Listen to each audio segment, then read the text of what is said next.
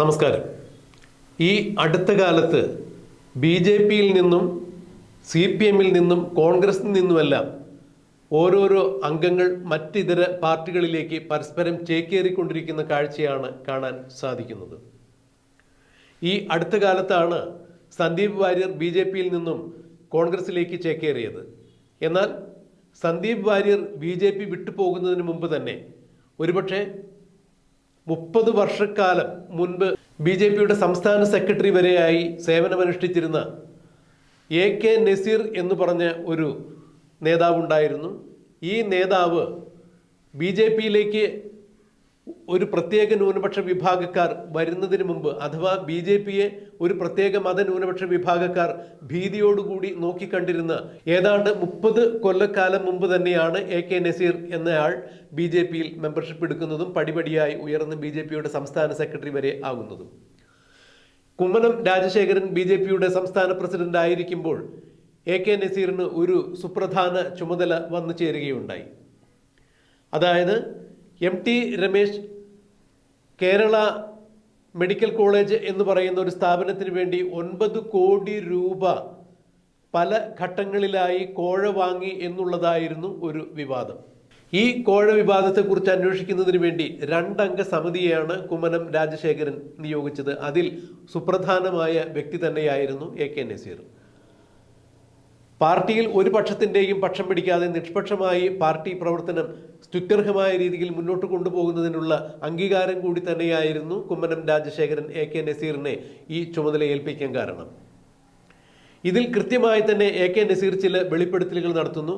അതായത് കേരള മെഡിക്കൽ കോളേജിൻ്റെ രജിസ്ട്രേഷനുമായി ബന്ധപ്പെട്ട് ചില ആളുകൾ തന്നെ വന്ന് കണ്ടിട്ടുണ്ടായിരുന്നു എന്നും അതിൽ പേരുകൾ വരെ AK നസീർ എടുത്തു പറയുന്നുണ്ട്. ഇവർ MT രമേശ് തങ്ങൾക്ക് ഇതിൻ്റെ ലൈസൻസ് വാങ്ങിത്തരാം എന്ന് പറഞ്ഞുകൊണ്ട് 3 ഘട്ടങ്ങളിലായി 9 കോടി രൂപയാണ് കൈപ്പറ്റിയത്. ഈ 9 കോടി രൂപ കൈപ്പറ്റിയിട്ടും ഇതുവരെയും അംഗീകാരം നേടിത്തന്നിട്ടില്ല, ലൈസൻസ് നേടിത്തന്നിട്ടില്ല. ഒന്നുകിൽ ആ പണം ഞങ്ങൾക്ക് തിരിച്ചു തരിക, അല്ല എന്നുണ്ടെങ്കിൽ ലൈസൻസ് ലഭ്യമാക്കുക.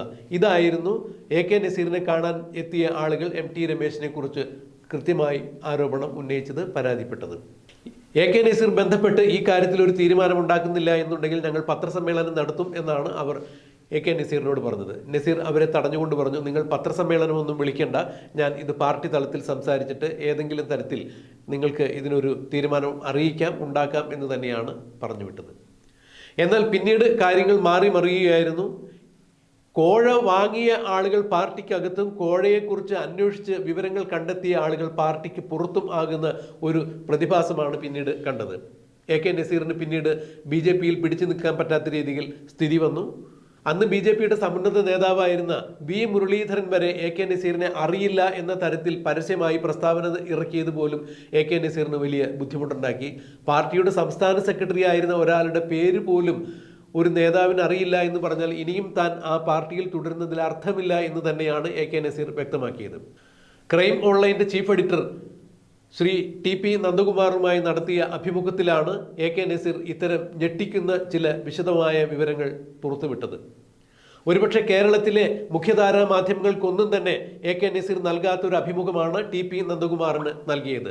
കേരളത്തിൽ ആദ്യമായി ഒരു ഓൺലൈൻ ചാനലിന് AK നസീർ അഭിമുഖം നൽകുന്നതും ഈ അഭിമുഖത്തിലാണ് MT രമേശ് 9 കോടി രൂപ മെഡിക്കൽ കോളേജിന് വേണ്ടി കോഴ വാങ്ങി എന്നുള്ള വിവാദം കൃത്യമായി പറയുന്നതും.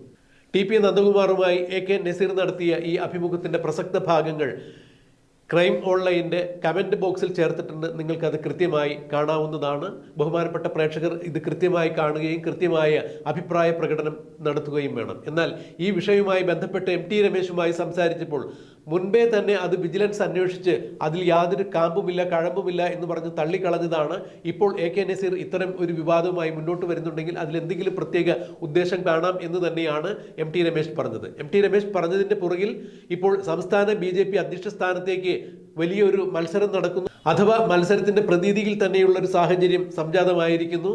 സംസ്ഥാന അധ്യക്ഷ സ്ഥാനത്തേക്ക് ശോഭാ സുരേന്ദ്രനും MT രമേശുമെല്ലാം മത്സരിക്കുന്നു, അല്ലെങ്കിൽ അവരെല്ലാവരും ഇതിനു വേണ്ടി കോപ്പ് കൂട്ടുന്നു എന്നുള്ളൊരു സാഹചര്യം സംജാതമായപ്പോൾ MT രമേശിനെ ഏതു വിധേനയും തേജോവധം ചെയ്ത് MT രമേശിന്റെ അത്തരം സ്ഥാനമാനങ്ങൾ ഇല്ലാതാക്കുക എന്നുള്ള ഉദ്ദേശത്തോടു കൂടി ആരൊക്കെയോ ചേർന്ന് ഇത്തരത്തിലുള്ള ചില കുതന്ത്രങ്ങൾ മെനയുന്നതായിട്ടാണ് മനസ്സിലാക്കാൻ കഴിയുന്നത് എന്നാണ് MT രമേശിന്റെ സംഭാഷണത്തിൽ നിന്നും മനസ്സിലാക്കാൻ സാധിച്ചത്. ക്രൈം ഓൺലൈനിന്റെ ചീഫ് എഡിറ്ററായ TP നന്ദകുമാറിന് ഞെട്ടിക്കുന്ന വിവരങ്ങൾ അടങ്ങിയ ഒരു അഭിമുഖമാണ് AK നസീർ നൽകിയത്.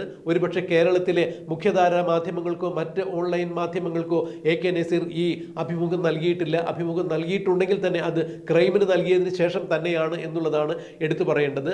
ക്രൈം ഓൺലൈൻ്റെ കമന്റ് ബോക്സിൽ ഈ അഭിമുഖത്തിന്റെ പൂർണ്ണരൂപം ഇട്ടിട്ടുണ്ട്. നിങ്ങൾക്ക് എല്ലാവർക്കും അതിൽ കയറി അത് കാണാം. കൃത്യമായി അത് കണ്ട് അഭിപ്രായം രേഖപ്പെടുത്തണം എന്ന് തന്നെ പറയട്ടെ. TP നന്ദകുമാറും AK നസീറും തമ്മിൽ നടത്തിയ അഭിമുഖത്തിന്റെ പ്രസക്ത ഭാഗങ്ങൾ നമുക്കൊന്ന് കേൾക്കാം. രമേശ് കാശ് വാങ്ങിച്ച കേരള മെഡിക്കൽ കോളേജ് എന്ന് പറഞ്ഞ മെഡിക്കൽ കോളേജിന് വേണ്ടിയിട്ട് വാങ്ങിച്ചതാണ് അതിൻ്റെ അകത്ത വഴി. പക്ഷേ അതിന് ശേഷം പിന്നീട് കുമ്മനം ഗവർണറായിട്ട് പോയി ശ്രീധരൻപിള്ള പ്രസിഡൻ്റായിട്ട് വരും. ശ്രീധരൻപിള്ള പ്രസിഡൻ്റായിട്ട് വരുന്ന സമയത്ത് ഈ ഒരു ദിവസം വൈകിട്ട് 6 മണിക്ക് ഈ പാലക്കാട് മെഡിക്കൽ കോളേജിൻ്റെ കുറേ ഡയറക്ടർമാർ എന്നെ കാണാൻ ഇവിടെ വന്നു. അപ്പോൾ ഞങ്ങൾ അവിടെ നിന്ന് സംസാരിച്ചപ്പോൾ ഇങ്ങനെ 9 കോടി രൂപ ഞങ്ങൾ ഇതിന് വേണ്ടിയിട്ട് രമേശിന് 3 ഇടങ്ങളിൽ വെച്ചായിട്ട് 3 ആൾ വശം കൊടുത്തു. അത് കോഴിക്കോട് വെച്ച് കൊടുത്തു, പിന്നെ എറണാകുളത്ത് വെച്ച് കൊടുത്തു, തിരുവനന്തപുരത്ത് വെച്ച് കൊടുത്തു. അപ്പോൾ ഇതുവരെ ഞങ്ങൾക്ക് ശരിയായി തന്നിട്ടില്ല, പൈസയും തിരിച്ചു തന്നിട്ടില്ല. അപ്പോൾ അതുകൊണ്ട് ഇനിയിപ്പോൾ ഒന്നുകിൽ നസീർ ഇടപെട്ട് അതൊന്ന് കോംപ്രമൈസ് തരണം, അല്ലെങ്കിൽ ഞങ്ങൾ ഇനിയിപ്പോൾ രക്ഷയില്ലെങ്കിൽ ഞങ്ങൾ ഇനി പത്രക്കാരെ വിളിച്ച് ഞങ്ങൾ കാര്യങ്ങൾ പറയാൻ പോകുന്നത്. അപ്പോൾ ഞാൻ പറഞ്ഞു, നിങ്ങൾ അങ്ങനെയൊക്കെ ചെയ്യില്ലേ, പത്രക്കാരെയും വിളിക്കണ്ട, ഞാനത് പ്രസിഡൻ്റായിട്ട് സംസാരിച്ച് നമുക്ക് തീർക്കാം. ഇനിയിപ്പോൾ ചെയ്യാൻ പറ്റില്ല, പൈസ കൊടുത്ത പ്രശ്നം തീർന്നല്ലോ. വേഗം തന്നെ ഞാനിത് വളരെ രഹസ്യ സ്വഭാവത്തോടുകൂടി ആരോടും പറയാതെ നേരെ ശ്രീധരൻപിള്ള സാറിൻ്റെ ചെവിയിലേക്ക് പറയുന്നുണ്ട്. ശ്രീധരൻപിള്ള സാറ് ഞങ്ങളുടെ ഒരു മീറ്റിംഗ് നടന്ന് തീർന്നു കണ്ടപ്പോൾ ശ്രീധരൻപിള്ള സാറിനോട്, സാറേ ഒരു ചെറിയ പ്രശ്നമുണ്ട്. അപ്പോൾ എന്താണ് പ്രശ്നം? സ്വകാര്യമാണെന്നും പറഞ്ഞ് സാറിന് മാറ്റി കൊണ്ടുപോയിട്ട് സാറിനോട് പറയുന്നു, സാറേ ഇങ്ങനെ ഒരു രമേശിനെതിരെ ഇങ്ങനെ പാർട്ടികൾ ഇങ്ങനെ വന്നൊരു പരാതി പറഞ്ഞു.